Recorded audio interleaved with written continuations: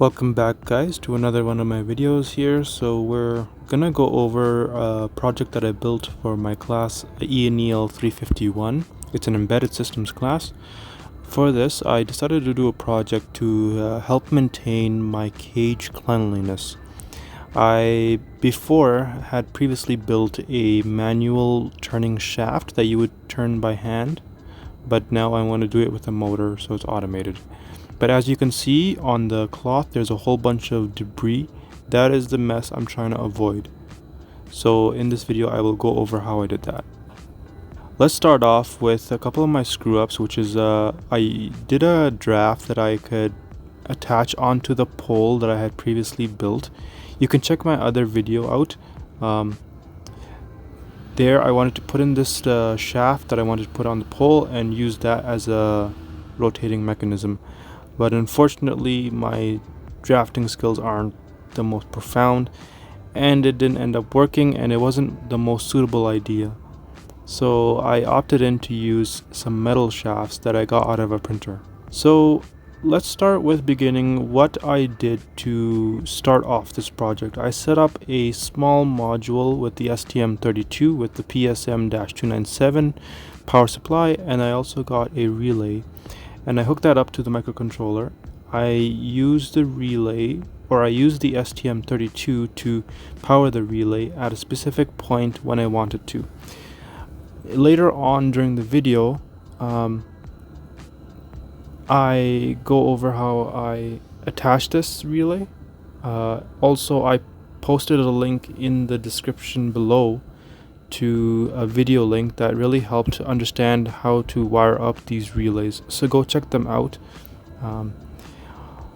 So the purpose of this relay is that when I press a button, the device that's connected to the relay will turn on.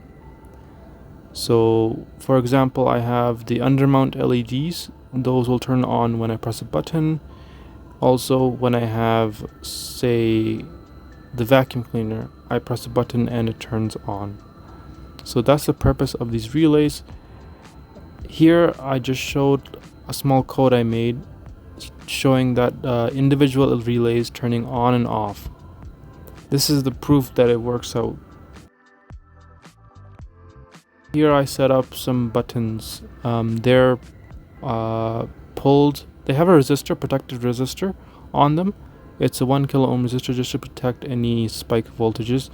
Those I later soldered on to the machine itself. And I was just going over a little bit about the LDR there. And here I'm going over the LEDs. There is a check that I made that once the LED is blinking, you have to press a specific button to ensure that that button and the LEDs are working. And if it goes over 10 seconds, the red LED turns on, which is time's up error. So here now I'm doing the same exact thing. Red, green, and then blue. And then I check the relays. The relays turn on for a brief second and I have to press a button to confirm that they're working. These LEDs are pulled high, so that means the STM will be high, then it'll be off. When the STM is low, the LEDs will be on.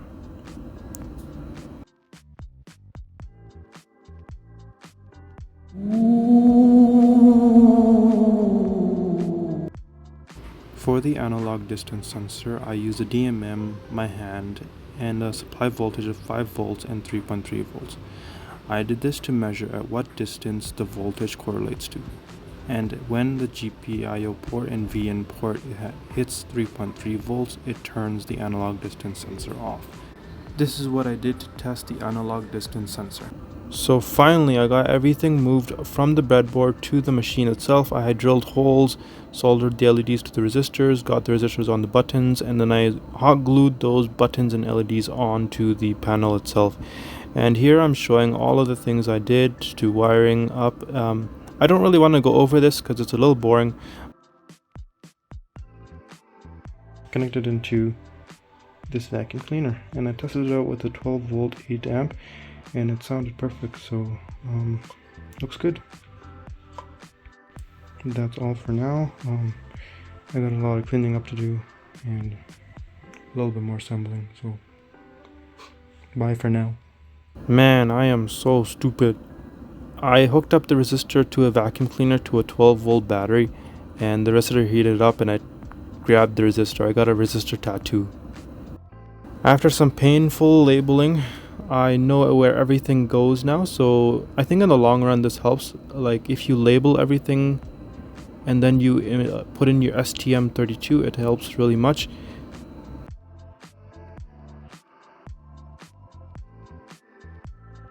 So I put the STM into the mechanism or the machine and I hooked everything up, and as I said before, the labeling really helped so that I knew everything.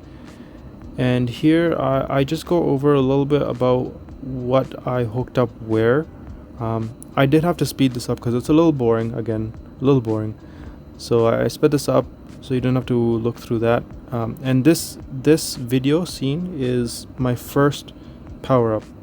I was so nervous that I took a long time recording the video. Here's a final picture. Hello guys, look, the LED strips are on and Pichu approves. Right, Pichu? Pichu definitely approves. But the lights are on, the relays are working, and I can turn them off manually by unplugging this wire and replugging it. There we go. Lights are off. No, pretty cool, right? I had an issue before where the relays were buzzing, and I don't know why that was happening, but I think that was a connection issue. So make sure your connections are good, guys. Okay, new update. So I had originally got a wire from the relay into the VIN port. It took originally 12 volts, but the current that it was being supplied to wasn't enough. So this LED, the COM one, turned off because the current wasn't enough, I believe. So I replaced that with just supplying it from the direct breadboard 5 volts power supply. So with that, you can see the data sheet. I have a total allowable current amount of 500 milliamps, whereas when I had it at 12 volts, I only had 250 milliamps allowed. So now, when I turn it on, the code is working. There you go. Now I'll have to see if this works with the motor, but I am not sure. Well, that's okay for now. I go over some more testings. Again, the indicator lights and the undermount LED, the motors. The motor has not been attached yet. I did struggle with that a little bit to attach the motors because it had to be properly placed in the correct position in order for the liner to move. So that was a big issue for me. Other than that, I think it came out through okay, and the vacuum was not attached. And here I made the vacuum bin with some wood, and this vacuum I had previously taken out of a handheld Shark vacuum cleaner, so I used this one. It is powerful enough, but it wasn't as powerful, and there was one problem that I faced while attaching this vacuum cleaner was the power supply issue. I just needed a large sum of power to start up, so I ended up adding two 470 ohm capacitors in series so that the startup voltage is increased in order for the vacuum cleaner to turn on. So here I'm just turning on the vacuum cleaner by the press of a button, and the volume is turned off, and as you can see, those two capacitors I put on to turn on the vacuum cleaner.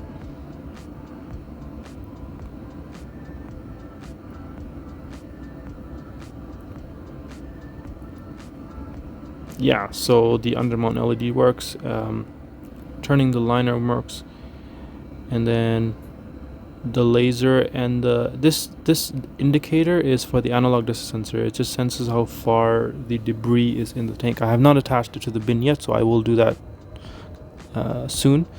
And now I just need to attach the motor to the motor liner, and there you go. I attached the motor to the motor liner with a piece of wood. It attached pretty well, so basically, oh man, I have to go through the check again. I'll go through the check again, and then I will, there you go. So now the laser there. And here you go. So I hold down the button and the liner is moving. It's a little bit in reverse because I think I have to invert the code. So I will do that and I'll get the forward as forward and reverse as reverse. There we go. That's forward.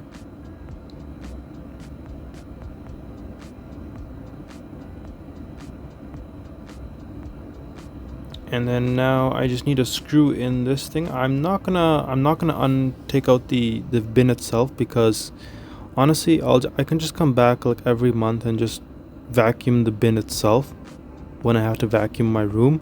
So it doesn't really matter if the bin it can be taken out or not.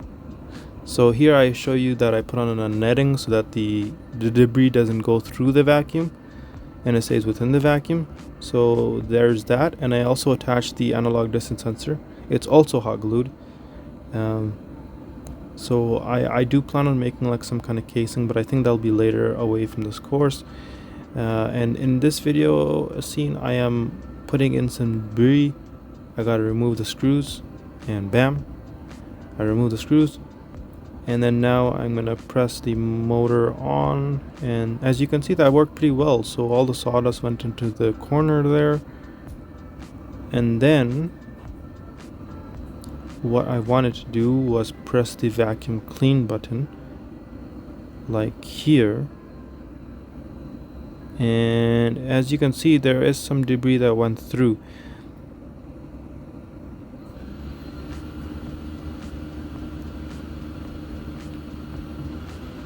The suction I don't believe was high enough to take up all the debris, but it was enough to take up some of it. So I think I'll have to direct the debris into the center of the hole where the debris is supposed to go through. But other than that, everything else worked like a charm. So yeah. Once again guys, thank you for watching. If you like this video, hit the like button. And if you have any tips for me, let me know in the comments down below. I'm out. Mic drop, bro.